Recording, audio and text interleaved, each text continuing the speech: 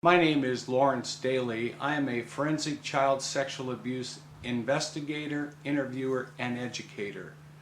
The following is going to be a diagram on the investigations and interviewing of an investigative child sexual abuse interview.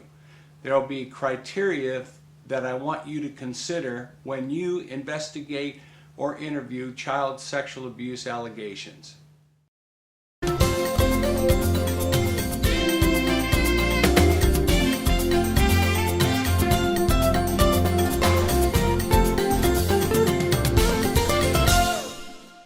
The forensic investigator must identify the chain of disclosures by the victim. In order to bring integrity to the allegations, one must map out, using a timeline method, to identify who is involved in the disclosure and specifically what the child victim said. The initial disclosure. It comes about due to medical reasons. For example, sexually transmitted diseases. They tell their best friend and she or he tells an adult who then reports the alleged abuse to the authorities. During a discussion with their parents, they tell their parents that they have been sexually abused. Watching television shows on children who have been abused, they tell an authority figure that they too have been a victim of sexual abuse. During a camping event with others talking about a secret they have never disclosed, they tell others about the child's sexual abuse. Sexually acting out, they are confronted by an adult about how they learned about sexual issues. Leading questions are highly unwise and not necessary in a child victim interview. They cannot be justified. Forensic child sexual interviewers don't know how not to ask proper questions, even though they have received training not to use leading questions. Children are the most vulnerable witnesses, and care should be taken not to ask inappropriate leading questions. Leading questions contaminates an interview and puts into question if child sexual abuse actually occurred. Leading questions also are recognized by the scientific community to be inappropriate and dangerous when interviewing a child who may have been sexually abused. There are alternate methods and techniques than using leading questions, that is, most importantly, using open-ended questions. Reporting the abuse. In a recent study, it was established through adults that 25 to 35% of the adults did not report child sexual abuse for numerous reasons. Number 1, a lack of support system. Number 2, afraid. Number 3, fear. Number 4, embarrassment. Number 5, concern that the perpetrator would retaliate. Number 6, concern the family would be torn apart. Number 7, concern that reporting would send them to foster care. Number 8, concern that the perpetrator would go to jail.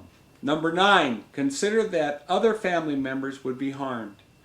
And number 10, children just have difficulties in reporting that they are a victim of child sexual abuse. Professional child sexual abuse interviews. Professional interviewing alleged child sexual abuse victims not knowing what the other professional did during their interview.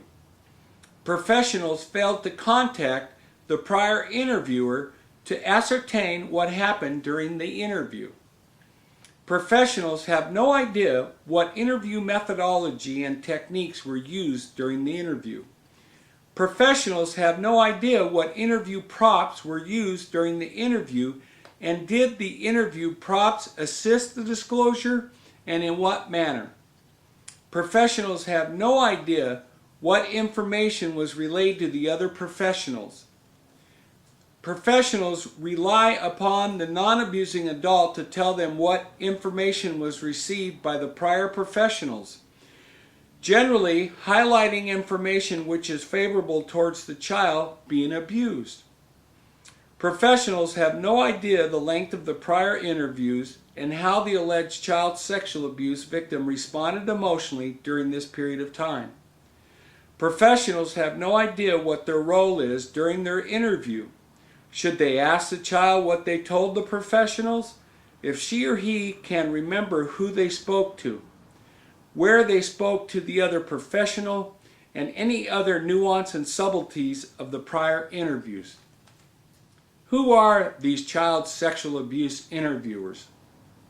The child sexual abuse interviewers may be the non-abusing parent, a teacher, a police officer, medical professional, forensic child sexual abuse interviewer, a sibling, a peer, a counselor, therapist, and relatives.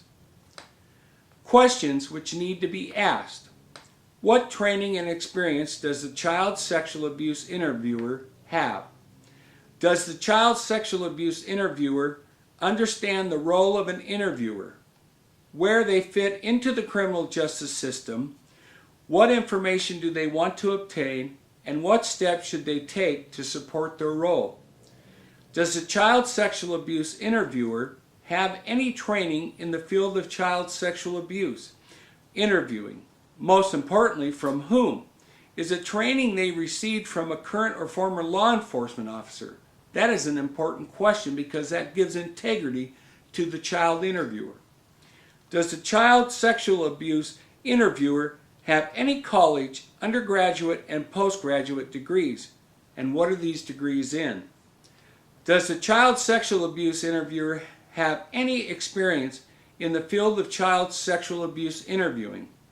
Does the child sexual abuse interviewer use a child sexual abuse interview protocol which is worldwide recognized as a legitimate protocol by the scientific community?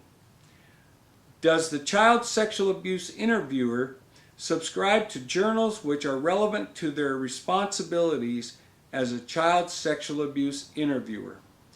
Does the child sexual abuse interviewer belong to any child sexual abuse organizations which provides new methods and techniques on how to properly conduct an interview and provides peripheral information about child sexual abuse issues?